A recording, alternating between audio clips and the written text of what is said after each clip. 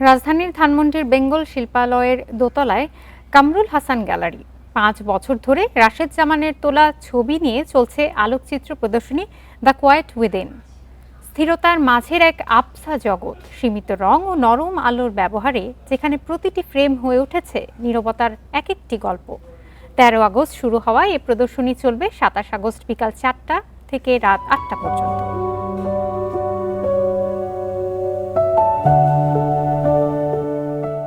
জনতার মাঝে নির্জনতা বলতে যা বোঝায়, ঠিক যেন তাই বোঝাতে চেয়েছেন আলোকচিত্রী রাশেদ জামান তার দ্য কোয়াইট উইদিন প্রদর্শনীতে। যানজট থেকে পালিয়ে নীরবে খানিক বিরতি নিয়ে বেঙ্গল শিল্পালয়ের এই গ্যালারিতে ভিড় করছেন ছোট বড় সব বয়সী মানুষ। গ্যালারিতে প্রদর্শিত ছবিগুলো যেন গতি ও স্থিরতার মাঝের এক আবছা জগৎ। সীমিত রং আর নরম আলো মিলে প্রতিটি ফ্রেমে তৈরি হয়েছে প্রশান্তির আবেশ। আলোকচিত্রের এই যাত্রাটা চিত্রগ্রাহক রাশেদ জামানের কাছে ছিল আত্ম অনুসন্ধানের মতো। ছবিগুলোর মাধ্যমে তিনি বর্ণনা করেছেন নিজের সঙ্গে নিজের কথোপকথনকে। শৈশবের অপূর্ণ ইচ্ছাগুলো পূরণ করেছেন লেন্স আর ক্যামেরায়। এই মহিষ, গাছ, নদীর পানি, বালি সব কিছু পজে যায়, সব কিছু কোয়াইট হয়ে যায়, সব কিছু নিজের সাথে কথা বলে, শুধু আমরা বলি না। এই কারণে ডিফারেন্ট লাইটে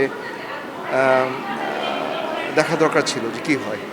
দর্শকদের মাঝেও কাজ করছে এক স্নিগ্ধ নিস্তব্ধ অনুভূতি।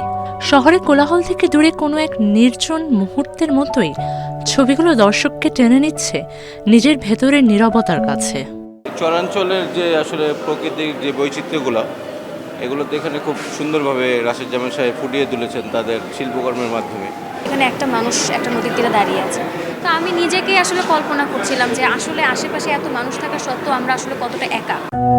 দ্য কোয়াইট উইদিন শুধু কিছু আলোকচিত্রের প্রদর্শনী নয়, বরং নিজের ভেতরে ফিরে তাকানোর এক নীরব অভিজ্ঞতা। Mahima Hossain, independent news, Dhaka.